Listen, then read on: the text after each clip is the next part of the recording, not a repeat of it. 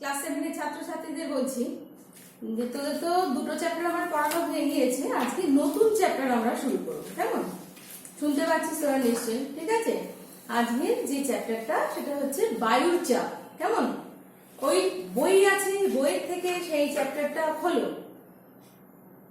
বুঝতে পেরেছো সবাই?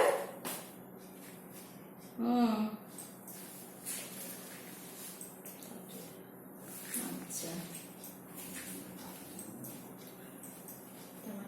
প্রথম থেকে দেখো, প্রথমে কি আছে? বায়ুর চাপ, তাই তো? এই পৃষ্ঠাটা সবার বইতে আছে।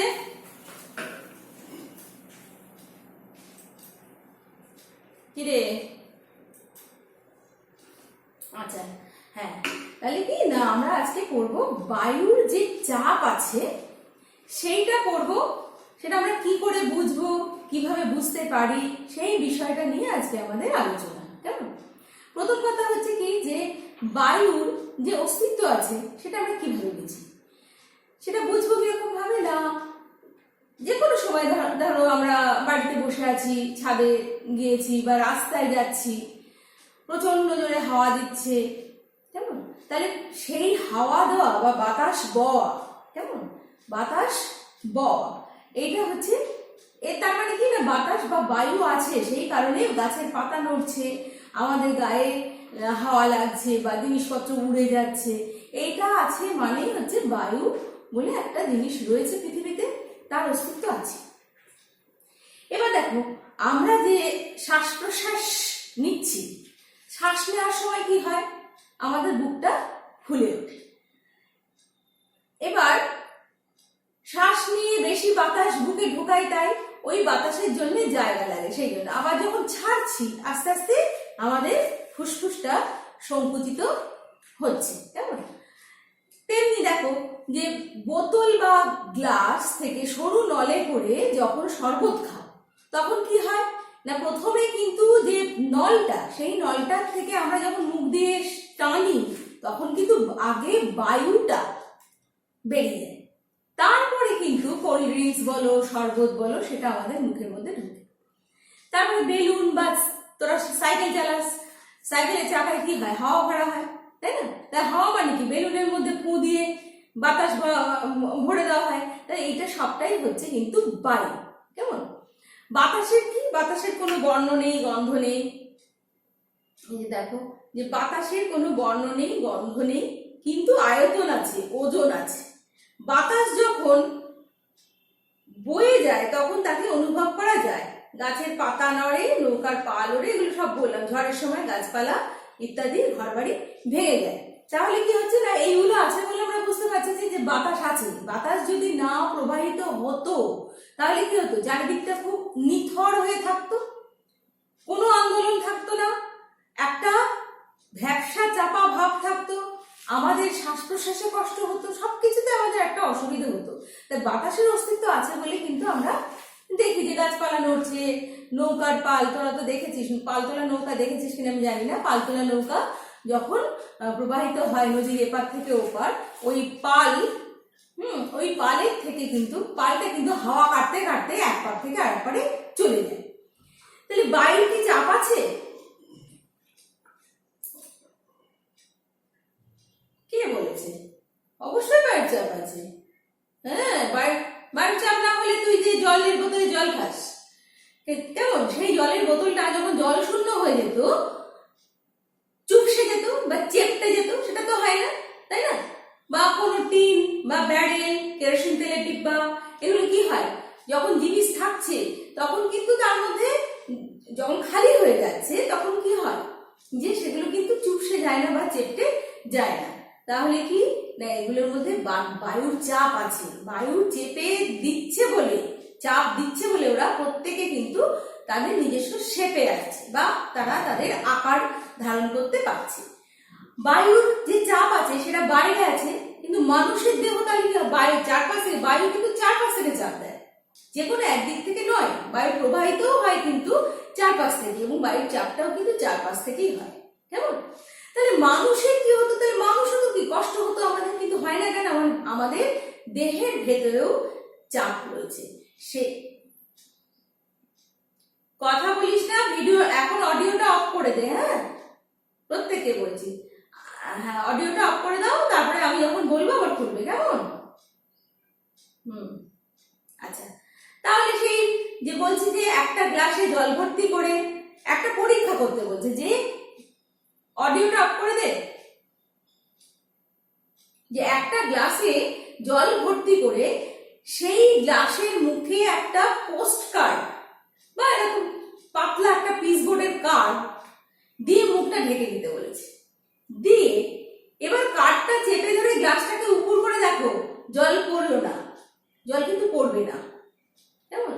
তাহলে কিছু একটা কার্ড বোর্ডটাকে ওপর দিকে ঠেলে রাখছে।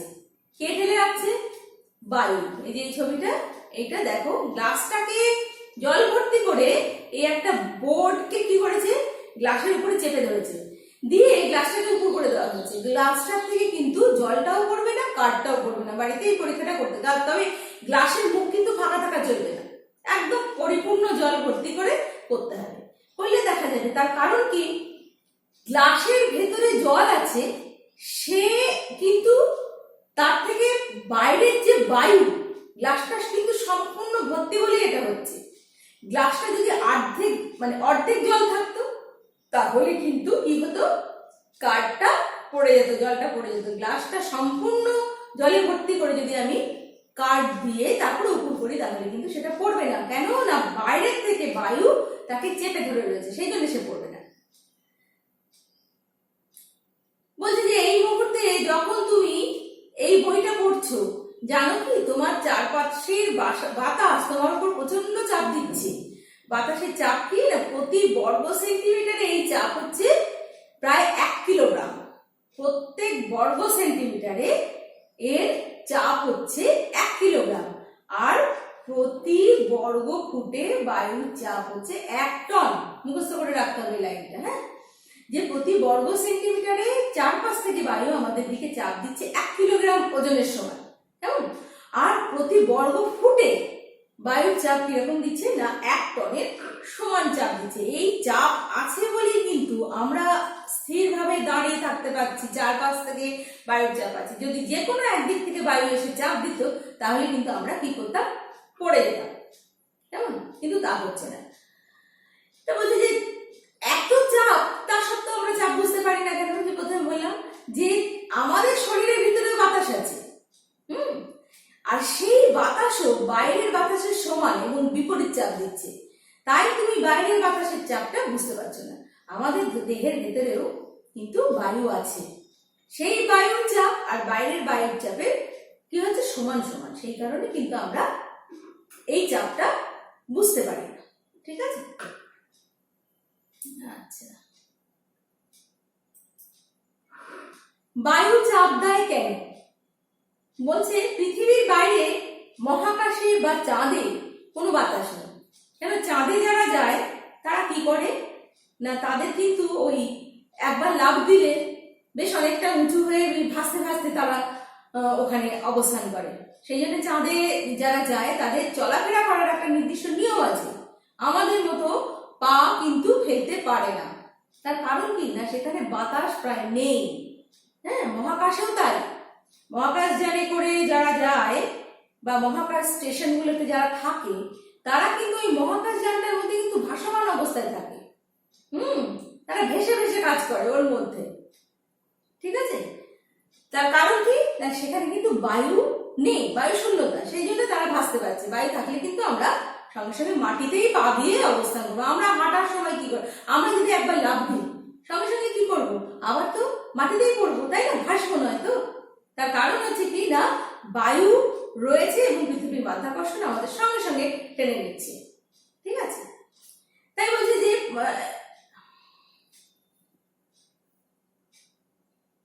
বায়ু চাপ দেয়। বলছে কঠিন, তরল বা গ্যাসীয় সব পদার্থ অসংখ্য অণু দিয়ে তৈরি। কঠিন বা তরল পদার্থকে আমরা দেখতে পেলেও গ্যাসীয় পদার্থকে আমরা দেখতে পাই না। বায়ুকে কিন্তু আমরা দেখতে পাই না, বায়ু আছে তার অনুভবটা, মানে সেটা আমরা অনুভব করতে পারি, কেমন? গ্যাসীয় পদার্থের অণুগুলো আলগাভাবে ঘুরে বেড়ায়, পরস্পরের মধ্যে ধাক্কা লাগায়। কিন্তু কোনো বস্তুর সঙ্গে বাতাসের এই কণাগুলোর যখন ধাক্কা লাগে, তখন এই ধাক্কার কারণে সৃষ্টি হয়। তাই সাধারণভাবে সেটাইকে আমরা বায়ুর চাপ বলি। তাহলে বায়ুর মধ্যে যে অণুগুলো সেগুলো আলগা অবস্থায়, তারা অন্য কোনো পদার্থের সাথে, ধূলিকণা হতে পারে, অন্য যে কোনো পার্থিব পার্টিকেলস, তাদের সাথে ঘর্ষণপ্রাপ্ত হয়। এবং ঘর্ষণপ্রাপ্ত হলে, আরে তোরা অডিওটা বন্ধ কর বাবা, বাইরের আওয়াজটা শোনা যাচ্ছে তো, তোমারও ডিস্টার্ব হচ্ছে, আমারও ডিস্টার্ব হচ্ছে। তাহলে আয়তন যত কমে অণুগুলোর মধ্যে মাঝের দূরত্ব কমে যায়, ফলে ঘনত্ব বাড়ে, অণুগুলোর ধাক্কাও বাড়ে, যার ফলে চাপও বাড়ে। বায়ুর চাপ সবসময় দেখা যায় ভূপৃষ্ঠের কাছাকাছি কিন্তু বেশি। ভূপৃষ্ঠ থেকে যত উপরে উঠে যাবো চাপটা কিন্তু তত কমে যাবে। তার কারণ কি না, ভূপৃষ্ঠ সংলগ্ন বায়ু ঘর্ষণ প্রাপ্ত হয় বেশি। ভূপৃষ্ঠের একটা আবর্তন গতি আছে, সেই আবর্তন গতির সাথে বায়ুকেও কিন্তু কি করতে হয় না, তাল মিলিয়ে প্রবাহিত হতে হয়। সেই কারণে বায়ু কিন্তু ভূপৃষ্ঠের আবর্তন গতি বা কোরিওলিস বল বলা হয়, সেই কোরিওলিস বলের সঙ্গে বায়ু কিন্তু ঘর্ষণ প্রাপ্ত হয়। এবং সেই ঘর্ষণের ফলে কি হয় না, বায়ুর মধ্যেকার যে অণুগুলো আছে না, তারা কিন্তু পরস্পর ধাক্কাটা বেশি খায়। এবং ধাক্কাটা বেশি খেলে কি হয়, যে তাদের মধ্যে চাপটা বেড়ে যায়। সেই কারণে কিন্তু বায়ু কি হয় না, ভূপৃষ্ঠ সংলগ্ন বায়ুতে চাপ অনেক বেশি। পাহাড়ের উপরে গেলে বায়ুর চাপ কিন্তু কমে যায়, যার জন্য আলাদা করে বায়ু আরো কি হয় না, বায়ুর চাপ শুধু কমে যায় না, বায়ুর মধ্যে অক্সিজেন বা এই সমস্ত গ্যাসীয় যে পদার্থগুলো আছে তাদের মাত্রাটাও, মানে পরিমাণটাও কমে যায়। সেই কারণে পাহাড়ে উঠতে গেলে আলাদা করে অক্সিজেন সিলিন্ডার লাগে আমাদের।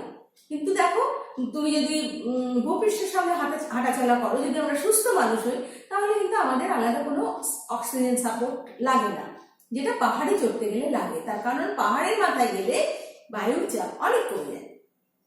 তাই দৈনন্দিন জীবনে এই বায়ুর চাপ কিন্তু ভীষণ একটা গুরুত্বপূর্ণ। বায়ুর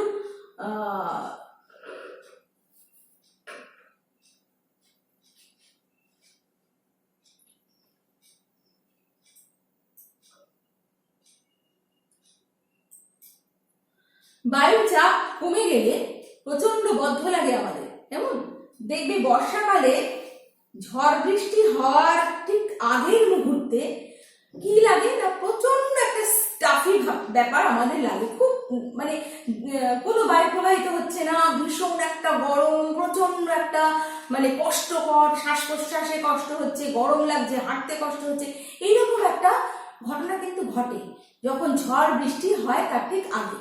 এবং এইরকম ঘটনা ঘটলেই দেখা যায় 2-4 ঘন্টার মধ্যেই প্রচন্ড জোরে ঝড় বৃষ্টি বা ইত্যাদি হওয়ার পরে আবার বাতাস নর্মালি চলে আসে। তা সেই কারণে বলছে যে এখানে আবার দুটো পরীক্ষা করতে বলেছে। কি পরীক্ষা বলছে? দুটো মজার পরীক্ষা। প্রথমে করে দেখতে পারো, বলছে একটা বড় বোতলে, জলের বোতল বা দুধের বোতলের মুখ খোলা অবস্থায় টেবিলের উপর শুয়ে রাখো। আমাদের বাড়িতে জলের বোতল আছে, একদম মুখ খোলা, ভেতরে কিছু থাকবে না, যেমন শুধু বোতলটা খালি বোতল থাকবে। এবারে কাগজ পাকিয়ে বলের মতো বানাও, আর বলটা যেন বোতলের খোলা মুখে প্রায় অর্ধেক মাপের হয়। মানে বোতলের মুখটা যদি এত বড় হয়, বলটা যেন তার থেকে অর্ধেক মানে ছোট হয়। এইবারে বলেছে কি, যে এবার বলটাকে ফু দিয়ে বোতলের মধ্যে ঢোকানোর চেষ্টা করো। কেমন কি হবে বলতো? ঢুকবে কি? সাধারণ অর্থে আমাদের কি মনে হয়, বোতলটা খালি, কিন্তু আমরা দেখতে পাচ্ছি খালি, কিন্তু ওর মধ্যে বায়ু পূর্ণ। তাহলে ওই বায়ুর তো একটা চাপ আছে।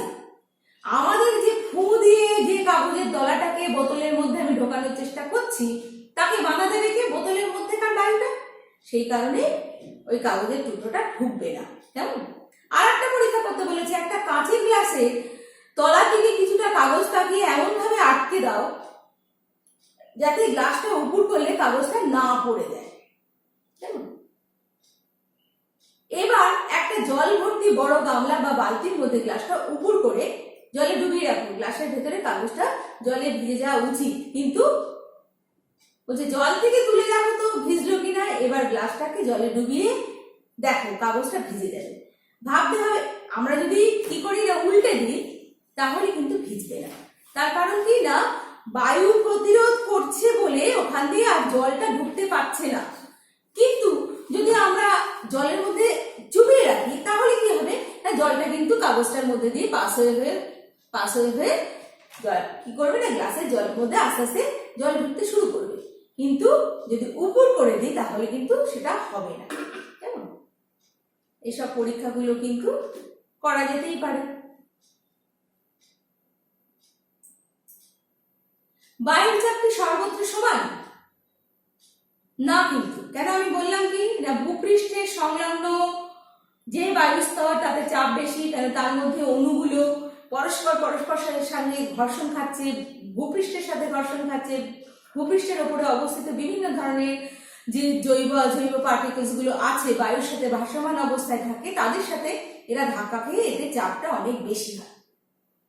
কিন্তু ভূপৃষ্ঠ থেকে ওপরের দিকে উঠে গেলে কিন্তু বায়ুর চাপ কম হয়। তাই বলছে একটা স্পঞ্জকে যদি আমরা হাতের মুঠো এরকম চেপে ধরি, সেটা কি হবে? চুপসে যাবে। কিন্তু যেই ছেড়ে দেবো সেই কিন্তু সেটা আবার আগের শেপ আসবে। কেননা স্পঞ্জের মধ্যে ছোট ছোট ছোট ছোট ছিদ্র থাকে, ওই ছিদ্রগুলো বায়ুপূর্ণ থাকে। চেপে দেওয়া মানে বায়ুটা বেরিয়ে গেল, যেই ছেড়ে দেবো সেই কিন্তু তার মধ্যে আবার বায়ু প্রবেশ করবে। কেমন? সেই কারণে সেটা আগের মতো আবার ফুলে উঠবে।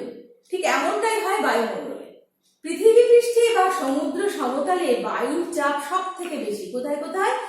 এই যে পৃথিবী পৃষ্ঠ বা সমুদ্র সমতলে। সমুদ্র সমতলে যেতে গেলে আমার এখন কোথায় যেতে হবে? আমাদেরকে ভারত মহাসাগর, প্রশান্ত মহাসাগর, বঙ্গোপসাগর, আরব সাগর, এইসব সাগরের ওপরে গিয়ে চাপ মাপতে হবে। তাহলে সেই চাপ মাপার জন্য নিশ্চয়ই কোনো যন্ত্র আছে।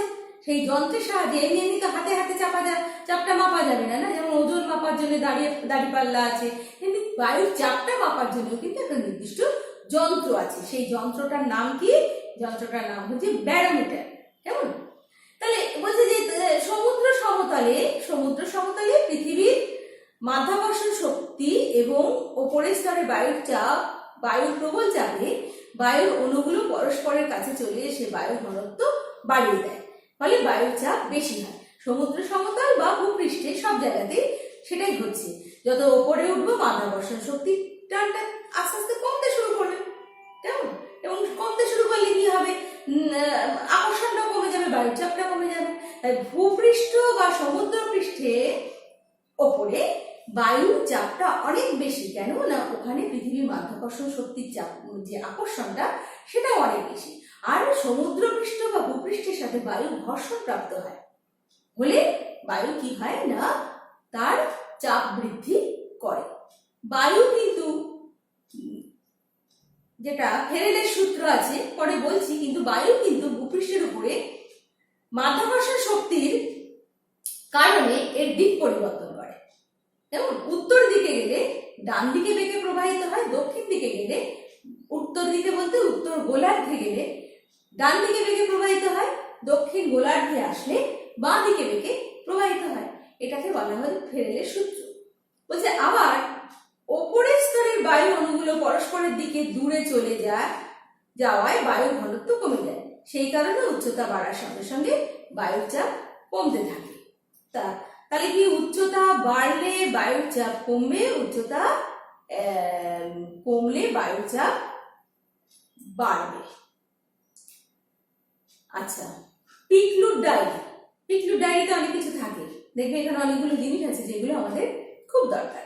যে বায়ুর চাপ সর্বমুখী।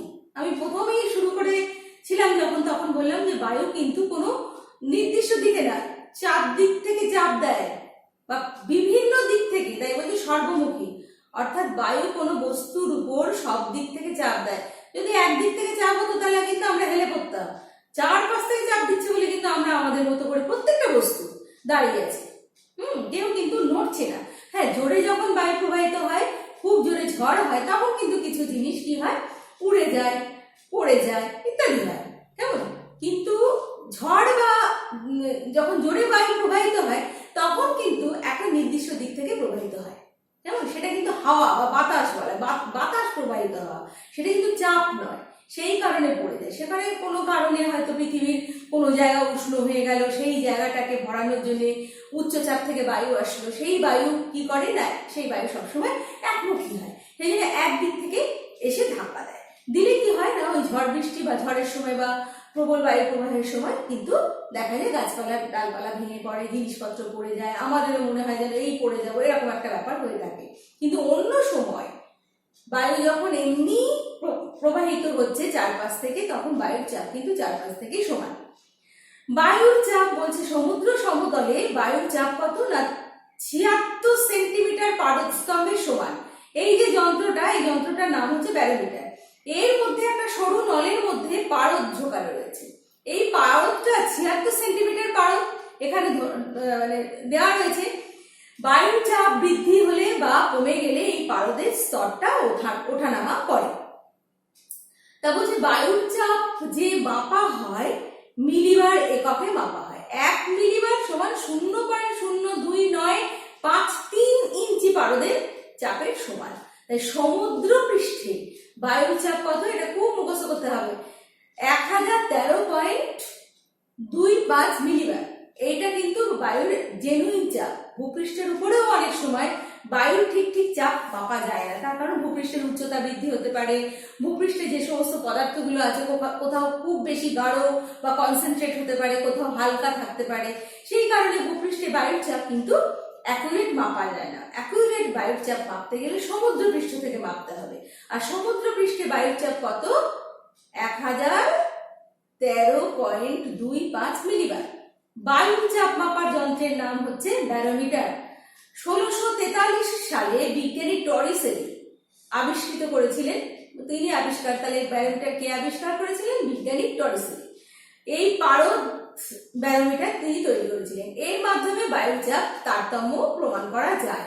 এই পারদের এই যে উনি যে ব্যারোমিটার তৈরি করেছেন তার মধ্যে একটা মুখ বন্ধ পারদের নল আছে, যেটাকে উপর করে দেওয়া রয়েছে, যেখান থেকে পারদটা কিন্তু পড়ে যাবে না। কেমন? থার্মোমিটারের মধ্যেও কিন্তু একটা সরু পারদের নল থাকে, কেমন? ওটাতে কি করা যায় না, ওটাতে কিন্তু মানুষের গায়ের টেম্পারেচার বা পৃথিবীর পৃষ্ঠের টেম্পারেচার মাপা যায়। আর ব্যারোমিটারের মধ্যে যে পারদের স্তরটা থাকে বা যে নলটা থাকে, সেটা সাহায্যে কি করা হয় না বায়ুর চাপ মাপা হয়। ওটা যদি ওঠানামা করে তখনই মনে হবে যে না বায়ুর চাপের তারতম্য আছে। যদি স্থির থাকে তাহলে মনে করতে হবে যে বায়ুর চাপের কোনো তারতম্য নেই। বায়ুর স্বাভাবিক চাপে কাঁচ নলের মধ্যে 76 সেন্টিমিটার পারদ থাকে। বায়ুর চাপ কমলে পারদ নেমে যাবে, আর বায়ুর চাপ বাড়লে পারদ উচ্চতা বেড়ে যাবে। এবারে এখানে বলেছে যে দেখো যে তোমার কি হবে, বলছে একটি স্কেলকে টেবিলের কোণায় এমন ভাবে রাখা হলো যে এর প্রায় বেশিরভাগ অংশ ঝুলে আছে। একটা স্কেল এরকম টেবিলে এমন ভাবে রাখা হবে যে বেশিরভাগটা ঝুলে আছে, কেমন? সেই ক্ষেত্রে স্কেলটাকে কি হয়, একটুখানি নড়া পড়লেই স্কেলটা কিন্তু পড়ে যাবে।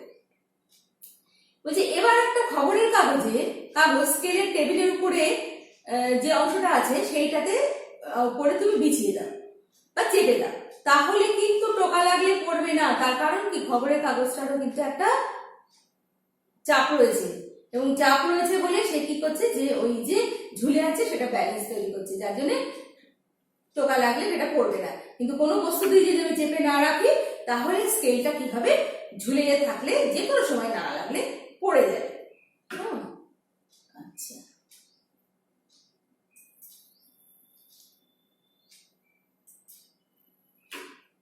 বলছে আমরা দুটো গল্প করবো, তারপর দুটো প্রশ্ন করবো। গল্প কি না, আজকের দিনটা ভীষণ গরম, এরকম একটা দিনের কথা গল্প করেছে। সারাদিন ভীষণ রোদ্দুর। সৃজন স্কুল থেকে ফিরে বিকেলটা মাঠে খেলেছে, রোজ খেলে, কিন্তু তার মা তাকে বেরোতে দিচ্ছে না। বলছে আকাশে মেঘ করেছে, আশপাশটা থমথমে হয়ে আছে, গাছের একটাও পাতা নড়ছে না। হঠাৎ ঝড় উঠলো, জানলা দরজা প্রচন্ড জোরে বাতাস আশ্রয় করতে থাকলো, বৃষ্টি শুরু হলো। বলছে বলো তো, ঝড় ওঠার আগে আশপাশটা এরকম থমথমে হয়ে থাকে, একটু বাতাস বয় না কেন? তার কারণ হচ্ছে, পরে বলেছে, আমি বলছি, যে পৃথিবী পৃষ্ঠে যে কোনো কারণে ওই যখন ঝড় উঠবে সেই সময় ওই জায়গাটাতে প্রচন্ড উষ্ণতা তৈরি হয়েছে, এবং উষ্ণতা বৃদ্ধি হলে বায়ুর চাপ আস্তে আস্তে নিম্নমুখী হয়, তখন সেই জায়গাটা নিম্নচাপ হয়। এবং নিম্নচাপ মানে বাতাস খুব উষ্ণ, সেখানে বায়ুর বিভিন্ন অক্সিজেন বলো বিভিন্ন পদার্থগুলো আস্তে আস্তে সেগুলো কি হয়, যে ওখান থেকে কমে যাচ্ছে।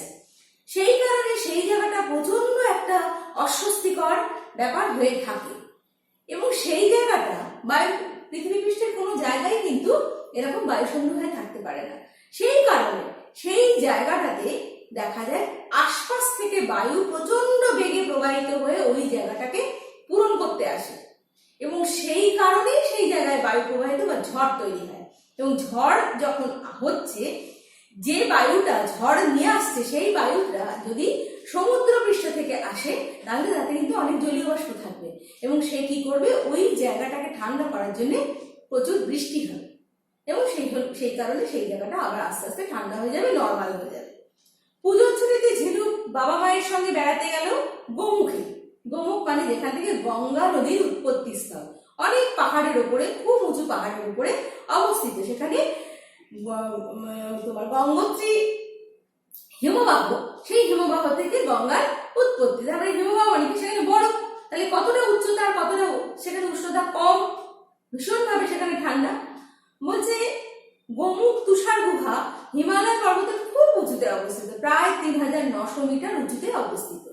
জায়গাটা খুব সুন্দর, কিন্তু ঝিনুকের মন খারাপ, কারণ খাওয়া দাওয়ার খুব অসুবিধে, চাল ডাল কিছুই ভালো করে সিদ্ধ হচ্ছে না। বাবাকে জিজ্ঞাসা করতে বললো উঁচু পাহাড়ি অঞ্চলে অসুবিধে, কারণ সেখানে বায়ুর চাপটা অনেক কম, তার জন্য জলের স্ফুটনাঙ্ক সেখানে কম হয়ে যাচ্ছে। সেই কারণে কি হচ্ছে না, চাল ডাল সেদ্ধ হতে দেরি হয় পাহাড়ে, যে কারণে চাল ডাল সেদ্ধ হতে বেশ দেরি হয়, যেখানে আমাদের এখানে খুব তাড়াতাড়ি এই সমস্ত জিনিস সেদ্ধ হয়ে যাচ্ছে। বায়ুচাপের পার্থক্যের কারণ কি, না একটা পানীয় জলের প্লাস্টিকের বোতলের অর্ধেকের বেশি গরম জল দিয়ে ভর্তি করে ঢাকনা আটকে দাও, তাহলে কি হবে, কয়েক ঘন্টা পরে দেখবে বোতলটা তুবড়ে গেছে। হ্যাঁ, যার জন্য আমরা প্লাস্টিকের বোতলে দোকান থেকে চা নিতে যাই না। চা আনলে কি হবে, চাটা খুব গরম, যেই দেবে বোতলটা কেমন তুবড়ে যাবে, কেমন, কারণ বোতলে গরম জল ভরার সঙ্গে সঙ্গে বোতলের ভেতরে যে বায়ুটা ছিল সেটাও গরম হয়ে গেল। তাই কি হচ্ছে না, বাকি বাতাস ঠান্ডা হয়ে সংকুচিত হয়ে ভেতরে শূন্যস্থান তৈরি করে দিচ্ছে, এবং সেই কারণে সেটা চুপসে যাচ্ছে। বায়ু পূর্ণ অবস্থায় ছিল, যেই গরম জিনিস ঢালা হলো, বায়ু কি হলো, উষ্ণ হয়ে গেল। উষ্ণ হলে ভেতরে যে ঠান্ডা বায়ুটা ছিল সেও উষ্ণ হয়ে গেল। উষ্ণ হলো মানে সেখানে খানিকটা বায়ু শূন্য হয়ে গেল, বায়ু বেরিয়ে গেল বোতলের মুখ দিয়ে, তাই কিন্তু বোতলটা সংকুচিত হয়ে যায়। বায়ুর উষ্ণতা পরিবর্তন হলে বায়ুর আয়তন ঘনত্বের পরিবর্তন হয়। তেমন বায়ু উত্তপ্ত হয়ে বায়ু অণুগুলো গতিশীল হয়ে পড়ে এবং পরস্পরের থেকে দূরে সরে যায়। এইভাবে উষ্ণ বায়ু হালকা এবং প্রসারিত। উষ্ণ বায়ুকে সবসময় বলা হয় নিম্নচাপ। যেখানে বায়ু খুব উষ্ণ হয়ে পড়ে সেখানে বায়ুর চাপ হয় নিম্ন। যেখানে বায়ু উষ্ণতা কমে যায়, ঠান্ডা হয়ে যায়, সেইখানের বায়ুতে হয় উচ্চচাপ। মনে রাখতে হবে যে পাশাপাশি যদি ভূপৃষ্ঠ থাকে আর সমুদ্রপৃষ্ঠ থাকে, সমুদ্রপৃষ্ঠের বায়ু হবে উচ্চচাপ, ভূপৃষ্ঠের বায়ু হবে নিম্নচাপ। জল ধীরে ধীরে গরম হয়, ধীরে ধীরে সে তাপ বিকিরণ করে, আর ভূপৃষ্ঠ খুব তাড়াতাড়ি গরম হয়, খুব তাড়াতাড়ি তাপ বিকিরণ করে। সেই কারণে ভূপৃষ্ঠের উপরে বায়ু বেশি গরম, তুলনায় সমুদ্রপৃষ্ঠের বায়ু কম গরম। সেই কারণে ভূপৃষ্ঠে একই উষ্ণতাতে ভূপৃষ্ঠের উপরে বায়ুতে নিম্নচাপ থাকবে, সমুদ্রপৃষ্ঠের উপরে বায়ুতে উচ্চচাপ থাকবে। এগুলো মনে রাখতে হবে। কেন, আমরা যখন বায়ু প্রবাহটা করব, বায়ু প্রবাহের নিয়ম কি, বায়ু সবসময় উচ্চচাপ থেকে নিম্নচাপের দিকে প্রবাহিত হয়। কেমন, তো বলছি এইভাবে উষ্ণ বায়ু হালকা হয়ে প্রসারিত হয় এবং ওপরে উঠে যায়, বায়ুর ঘনত্ব কমে, অর্থাৎ নির্দিষ্ট আয়তনের বায়ুতে অণুর সংখ্যাও কমে যায় এবং বায়ুর চাপও কমে যায়। বায়ু শীতল হলে সংকুচিত হয় এবং বায়ুর ঘনত্ব বেড়ে যায়, তাই বায়ুর চাপ বেড়ে যায়। এই কারণে বলছি শীতল মেরু অঞ্চলে বায়ুর চাপ বেশি হয় আর উষ্ণ নিরক্ষীয় অঞ্চলে বায়ুর চাপ কম হয়। এই পর্যন্ত পড়িয়ে দিলাম। আজকে তো আমাদের সময় শেষ হয়ে গেছে, 5 মিনিট বেশি হয়ে গেছে, পরবর্তী ক্লাস আছে। সেই কারণে তোমরা দেখো এই পৃষ্ঠাটায় যে বায়ুর চাপের পার্থক্য যেটা, সেটা পড়িয়ে দিলাম। এরপরের পৃষ্ঠাটা দেখো, যে এই পৃষ্ঠা থেকে পরবর্তী দিন আমরা পড়বো। তাহলে আজকে আমাদের এখানে পড়াটা শেষ করতে হবে। পড়াটা ভালো করে পড়বে, আগের পড়াগুলোও পড়বে। আগে যে 2টো চ্যাপ্টার পড়া হয়ে গিয়েছে সেইগুলো তো অবশ্যই পড়বে, এবং তোমার অন্য পড়াগুলোকেও পড়তে হবে। কেমন, পড়াশুনো করতে হবে। আচ্ছা, যদি বুঝতে না পারো ভালো করে পড়বে লাইন বাই লাইন। আবার পরের দিন যদি কোনো প্রশ্ন থাকে আমি প্রথমে জিজ্ঞাসা করব কি প্রশ্ন আছে, তারপরে নতুন পড়া শুরু করবে। কেমন?